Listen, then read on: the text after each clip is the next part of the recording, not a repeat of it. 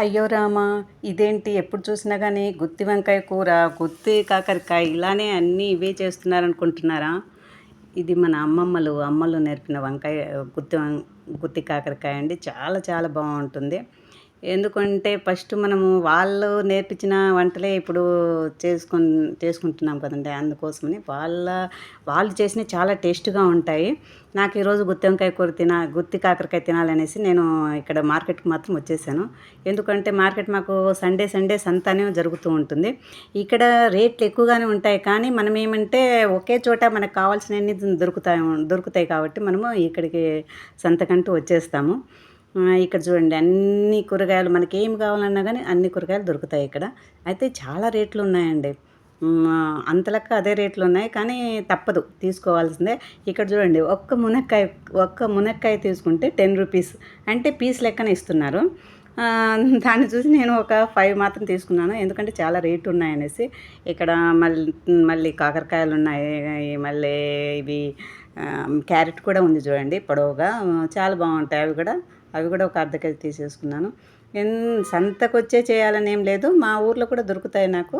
కానీ ఇక్కడికొస్తే బాగా ఫ్రెష్‌గా ఉంటాయనేసి ఇక్కడికొచ్చింది. ఇక్కడ తెల్లగడ్డలు, మసాలా దినుసులు అన్నీ దొరుకుతాయి చూడండి. తెల్లగడ్డలేమి, అల్లము, చింతపండు కూడా కొద్దిగా క్వాలిటీ బాగుందనేసి దాంట్లో చింతపిక్కలేం లేవు. అందుకోసమనే ఇక్కడ తీసుకుంటూ ఉంటాను నేను ఎక్కువగా. అంటే ఎక్కువ తీసి పెట్టుకోను. నెలకు ఎంత సరిపోతుందో అంతే మాత్రం తీసుకుంటాను. ఎక్కువ తీసుకోను. ఎందుకంటే స్టాక్ ఎందుకు ఇంట్లో ఉండడము, ఎక్కువగా మనము పోయి తెచ్చుకుంటూ ఉంటాం కదా బయటికి. అందుకోసమని ఆల్రెడీ తెల్లగడ్డలు కూడా తీసేసుకున్నాను. ఎందుకంటే గుత్తి కాకరకాయలోకి తెల్లగడ్డలు కంపల్సరీ. మనము తెల్లగడ్డ కారంతోటి గుత్తి కాకరకాయ చేసేది. దానికోసమని అన్నీ తెచ్చేసాము ఇంటికి. ఇప్పుడు చూడండి తెచ్చినవన్నీ మనం సర్దుకోవాలంటేనే చాలా పని ఉంటుంది. చాలా పని అయిపోతుంది. వాటిని సపరేట్ చేసుకోవాలి కదండీ! దానికొక అర్ధగంట సేపు పడుతుంది. మనం చేయక తప్పదు ఇంకా. తెచ్చుకున్న తర్వాత అన్నీ ఇంకా సర్దుకోవాల్సి వస్తుంది. పచ్చిమిరకాయలు ఒక వారానికి సరిపడినన్ని తెచ్చేసుకున్నాము. మాకు పచ్చిమిరకాయలు, టమాటాలు ఎక్కువగా అయిపోతుంటాయి. ఎందుకంటే మేము ఎక్కువగా పప్పు యూజ్ చేస్తుంటాము. పప్పు లేనిది మేము రోజు భోజనమే చేయము.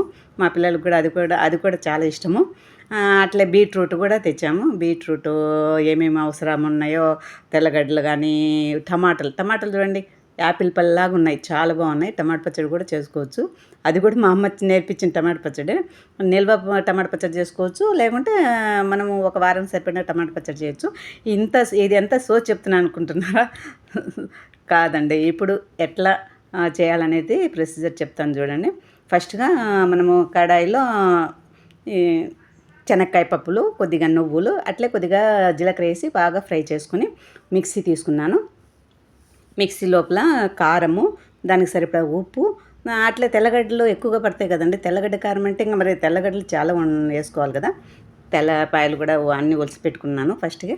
అవన్నీ వేసి మిక్సీకంటూ వేసేసుకున్నాను. ఇప్పుడేం లేదు ఇంకా మనము ముందు కాకరకాయలు ఎట్లా చేయాలని కారం ఎక్కువగా వేస్తున్నాను. ఎందుకంటే మేము కారం చాలా తింటామండి. మన ఆంధ్రాలో ఎక్కువగా కారం తింటూ ఉంటాము. ప్రతి దాంట్లో కారం ఉంటేనే బాగుంటుంది. ఇక్కడ కారం తినడం తక్కువ.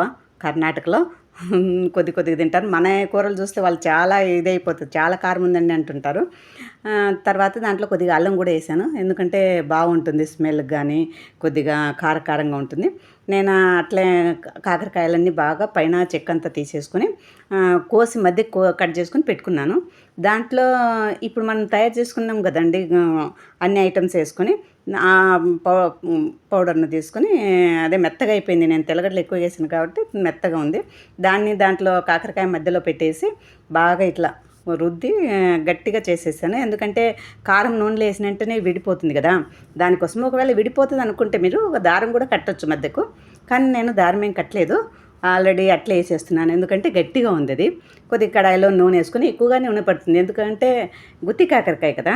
దానికోసమని ఎక్కువగా పడుతుంది. అవన్నీ సరిగా అన్నీ వేసేసుకున్న తర్వాత బాగా కొద్దిగా ఫ్రై కావాలి. దీంట్లో కాకరకాయ అంటేనే మనకేమి చేదు ఎక్కువగా ఉంటుంది అనుకుంటూ ఉంటాము. కాబట్టి దానికి కొద్దిగా చింతపండు నానబెట్టుకొని చింతపండు పులుసు వేసేస్తే అది ఒక వారం దాకా కూడా మనము ఫ్రిడ్జ్లో పెట్టుకోవచ్చు. బాగుంటుంది. దాంట్లో కూర ఏం పాడే కాదు. అందుకనే నేను చింతపండు రసం అంతా వేసాను. కొద్దిగా పసుపు, తర్వాత కాకరకాయలో కొద్దిగా బెల్లం వేస్తే చాలా బాగుంటుంది టేస్ట్ కూడా.